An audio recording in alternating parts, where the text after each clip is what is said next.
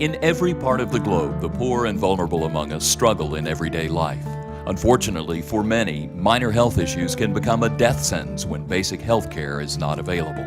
For Dr. Vincent Ohaju, similar events he witnesses as a child growing up in Nigeria are his inspiration to step up and make a difference. One of members of the youth group in my church died from complications of appendicitis without the benefit of surgery. Even though the diagnosis was accurately rendered, there was no money to get the surgery for her, so she died. And another one was a man who had 4 children, who was in his 40s, who died from complications of spinal cord injury without the benefit of a trauma center or surgery because it wasn't available. And of course, the one that was very immediate to me was the loss of my father in 1983. A 56-year-old man who was father of 6 children with no previous medical history, who died from complications of pulmonary aspiration because there was no opportunity to provide him with bronchoscopy, a 5-minute procedure that would have kept him alive.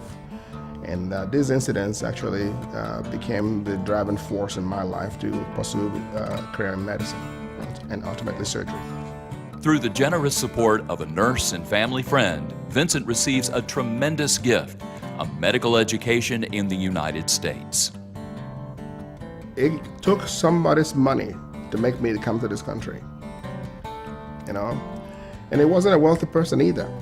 And I was a retired nurse that paid my tuition to give me an opportunity to go to a country where I can work and go to school. But if I did not have that initial help, we're not going to be having a conversation such as what we're having right now. So I feel like the woman gave literally her all. That was her retirement money that she spent to pay for my tuition to come here. So why wouldn't I? Yeah, there's no reason why I wouldn't go back. Dr. Ohaju is a trauma center medical director and surgeon. With his medical career progressing, he explores options for helping those in need back in Nigeria. And in 2004, in honor of his father, the VOOM Foundation is founded as an international medical humanitarian organization. The Nigerian healthcare system currently is antiquated. I will say that it's substandard. It is a measure of status in the sense that very wealthy people understand that there is no adequate care in Nigeria. They can pursue health care overseas because they can afford it. And that leaves the great majority of the country, and that's better than 90% of the population at the mercy of a substandard hospital system. Poor and vulnerable patients in Nigeria suffer low treatment success rates and negative outcomes due to geographic and financial barriers beyond their control. These patients often delay their decision to seek care due to the distance to healthcare facilities, resulting in a high mortality rate. This is particularly the case in rural areas where there are few facilities and the transportation systems and roads are poor. In the city of Enugu is one of the top teaching hospitals in Nigeria, the University of Nigeria Teaching Hospital, or UNTH. In 1974, UNTH is considered a cardiothoracic center of excellence and pioneers the only open heart program in the country. By the year 2000, they complete a total of 102 open heart cases in a country with a population of 126 million people at the time.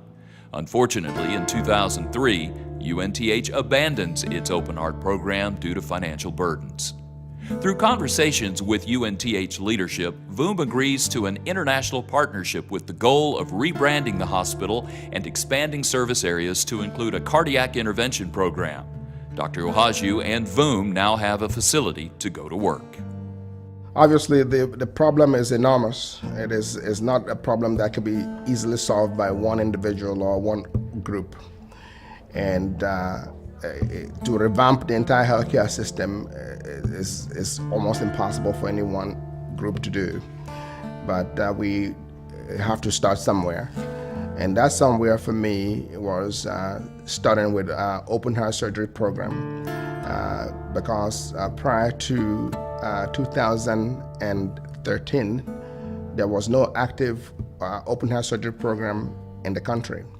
Even though there is high incidence of cardiovascular disease, a lot of these patients were going to India or United Kingdom or United States, Germany to get surgery. And so the poor people who couldn't afford it just simply died. And we decided to make a change. And that's one area that I know that we can do something. Through VOOM Foundation's partnerships with private businesses and nonprofits, surgeries resume in March 2013 with a 2-week-long mission trip of 20 U.S.-based VOOM volunteer medical team members. A typical mission usually has 2 surgeons, an intensivist, a cardiologist, 2 perfusionists, a respiratory therapist, usually 4 to 5 ICU nurses. And in some of the missions, we've had a chaplain go with us and obviously an administrator. Each VOOM medical mission typically includes a group of up to 20 medical volunteers from across the nation. Each medical volunteer is recruited with the intention of providing training and teaching best practices to the local medical staff at UNTH.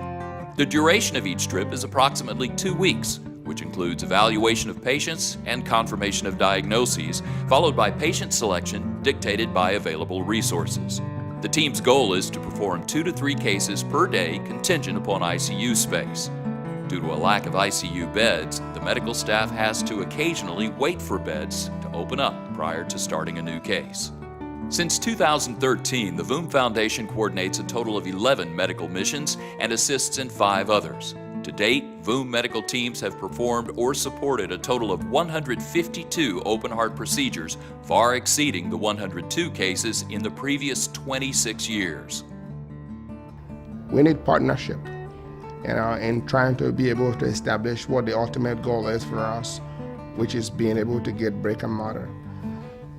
We get to a point where the VOOM Foundation has been able to establish a hospital in Nigeria. That's going to do a big deal for the country, because that will be the first time, frankly, that we can actually draw on the Nigerian personnel, specialty, to go back home and be able to deliver care in a place that they will be able to see people that look like them, maybe their families or their friends.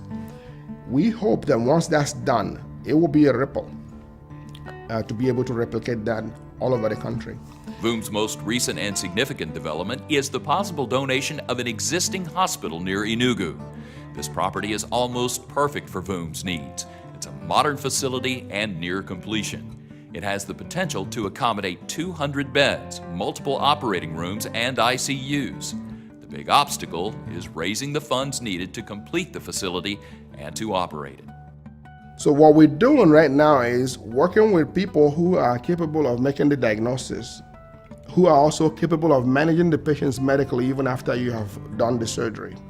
So in a sense, you got a young man, say, who had an infection during childhood with streptococcus, didn't get treated, and now they're 20 years old and their aortic valve is destroyed by bacteria.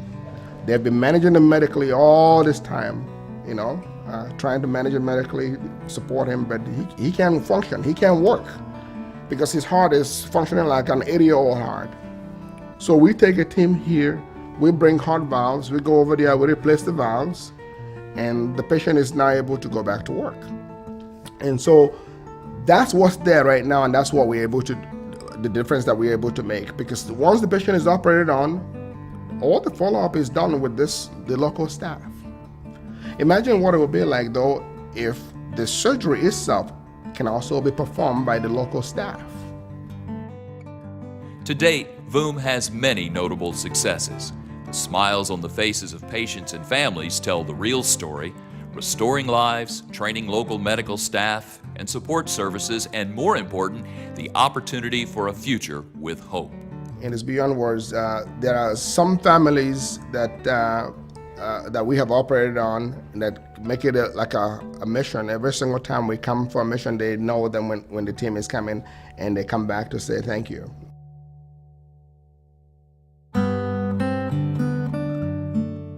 VOOM has many needs with numerous ways to support. The invaluable time of our volunteers, our traveling medical teams from surgeons to support staff, and stateside support of planners and coordinators, our industry and professional partners who contribute medical supplies and equipment, medicine, technologies, and expertise, and of course, our financial supporters who cover everything else, ultimately impacting the lives of grateful Nigerians. And we are just getting started. The fact that they are given an opportunity to get life is something that we take for granted in this country. So families are very grateful, and it shows. And that's the reason why people who have gone on the medical mission want to go back, because these families impact them. Is to do the things that you do every day here. Families thank you and so on and so forth, but it's a different level when people feel like they owe their life literally to you. It's a bit humbling.